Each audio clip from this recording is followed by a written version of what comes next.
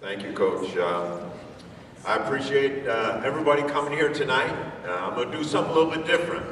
I'm going to tell you about a man who's very important in my life. The guy's name is Bobby Antonacci. You see, I met Bobby in 1967. We were both on the same freshman football team. Bobby weighed a whopping 92 pounds, and I weighed 88. And we were killers on that team. And Bobby was like me. Bobby came from a family that didn't have much money. In fact, when Bobby had to go to the dentist, his family couldn't afford Novocaine. But Bobby was the most competitive person I'd ever met. Bobby sat in a dentist chair and said, if the dentist drills on my teeth and I hit a nerve, and if I budge, then I lose. And Bobby would sit there with a dentist drilling in his teeth, and he wouldn't move at all. You see, back in the 1960s and 70s, we didn't have a weight room. No one lifted weights at all, except for Bobby. Bobby had a bench press downstairs in his house. And every night he would go down with a muscle magazine and he would bench press all the time. You see, Bobby only weighed 125 pounds in high school and he could bench press 325 pounds.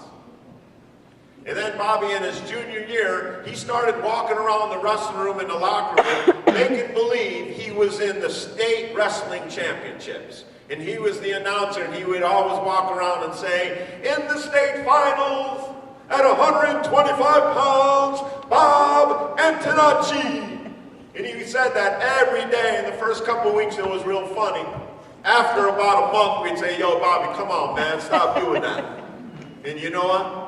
That March, Bobby was in the finals of the state championships, and he ended up being a two-time state champion. He got a college scholarship to the #1 school in the country. That was Iowa State. Bobby was a two-time All-American there. And in the summertime, Bobby used to go and teach at wrestling camps in the summer. Bobby found out that they didn't pay wrestlers too much to teach at the camp. So he said, I got to come up with an idea of how I can make more money. So Bobby called in the 300 kids at the camp and said, I bet I can do 800 push-ups in 30 minutes. And all the kids said, boy, 800 push-ups, that's a lot of push-ups. And Bobby said, if I do 800, you each give me $1. If I can't do it, I'll give you $2 back. So all the kids said, you know, that sounds like a pretty good bet. So 300 kids put $1 each, and Bobby did 800 push-ups in 30 minutes. At the end of the week, those 300 kids left. 300 came in the next week. Bobby pulled them all in. Said, hey, I bet I can do 800 push-ups in 30 minutes. And the kid said, oh, we heard you did that last week. And Bobby said, okay, I bet I can do 900 push-ups in 30 minutes. If you do, you give me $1. If I can't do it, I'll give you $2 back. Next thing you know, Bobby did 900 push-ups in 30 minutes, walked away with an extra $300 that week. Bobby went back to college and he found this book. It was called the Guinness Book of World Records. He said, I got to get my name in this book. Next thing you know, Bobby finds the category. Most push-ups in 30 minutes. He trains, ends up breaking the world record and did 1,400 push-ups in 30 minutes.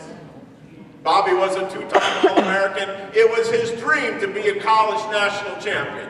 Senior year, there he was, ranked #1 in the country. He's getting ready for his first match. He looks up in the stands, and there's his girlfriend in the stands.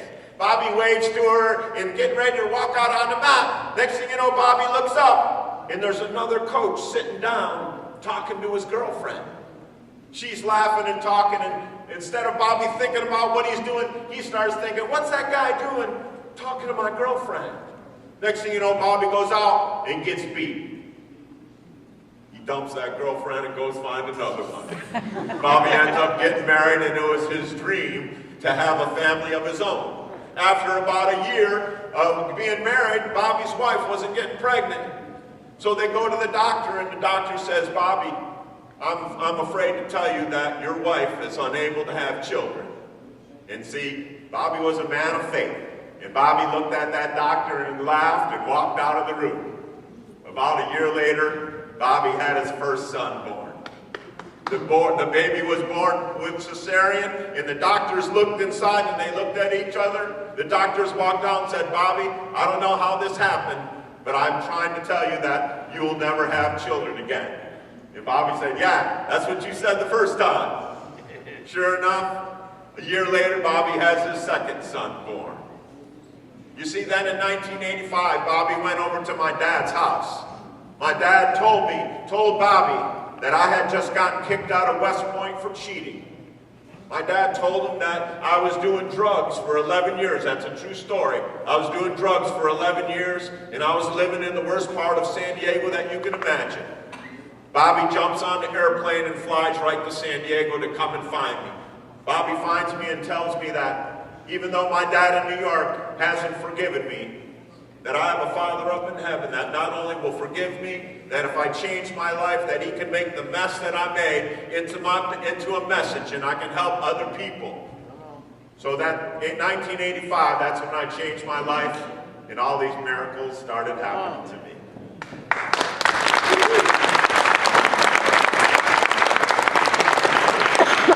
So you're probably saying, what the heck is this old guy telling us stories about some guy named Bob? You see, Bobby had a lot of characteristics that we should all strive to have. Number one, you got to be strong. Not just physically strong, but you have to be mentally strong. We are going to all face challenges in our life, and you have to be mentally strong. When I think of strong, I think of Chase Ekman. Chase is the role model for our team. When we were doing stadiums in the summertime and carrying guys on our back, most other kids were carrying someone their own size. Chase was carrying Billy. Billy weighed 100 pounds more than Chase. And I couldn't understand how Chase could get hurt and miss half of the season. But that didn't stop Chase. He came to practice every day. He was on the sidelines getting Nathan fired up during the game. When I think of strength, I think of Chase. Then you have to be positive. You know what? Too many people are negative in this world. You need to be positive. You need to have hope.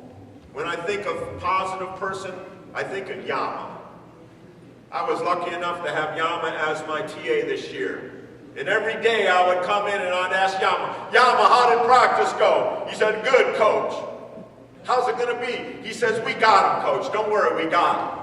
The second time we were playing Westview, the kids were down. They weren't lifting hard. They weren't listening. And I said, Yama, how are we going to do? And Yama said, don't worry, coach. We got it. You got to be positive. Then you have to keep your priorities straight. You see, when Bobby looked in the stands and looked at his girlfriend, his priorities changed. He forgot about being a national champ. You have to keep your priorities straight. When I think of a person that always kept his priorities straight, I think of Corey Fox. Not only being the best athlete at Mount Carmel, the best athlete in San Diego County. For 4 years, he played 3 different sports. The basketball team wanted him on the basketball team all the time. The baseball team wanted to change all the rules and say, if you don't come, you're not going to play in the spring. And for 4 years, he's kept his priorities. Mr. and Mrs. Fox, I want to tell you, you have a fantastic son. I love Corey Fox.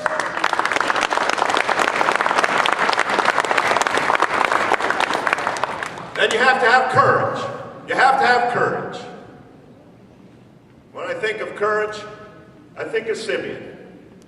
Simeon was in my freshman PE class. We were playing handball. Next thing you know, he went to swing for a ball and his shoulder popped out of place. He's on the ground screaming in pain. I called up the ambulance. He's had to go through surgery, the rehabilitation of a shoulder surgery that you don't understand if you've never done that.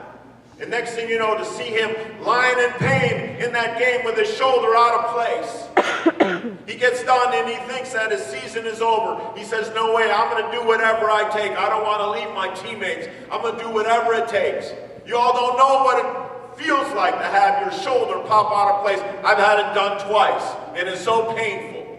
So I think of the courage that Simeon showed. But you know, we have 2 people in our Sun Devil football family that exemplifies all the things that I'm talking about. You know, Coach Bill Hunt is one of the reasons why a lot of these kids have success.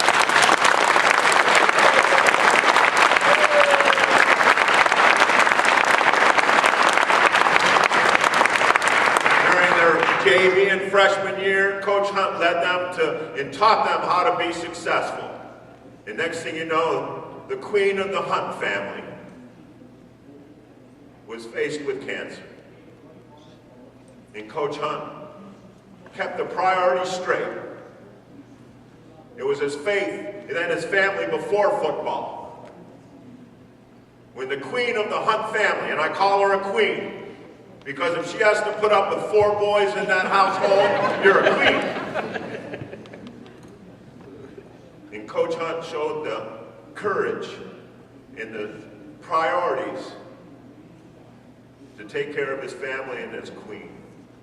We missed you this year, Coach Hunt. We missed you this year. So in closing, I just want you to remember a couple things. Number one, you got to be strong. The enemy wants to attack you all the time, and you have to be mentally strong. You have to keep your priorities straight. Make sure you keep the main thing, the main thing. And you have to have courage. If you can do that, then you're going to be able to live a life of a champion.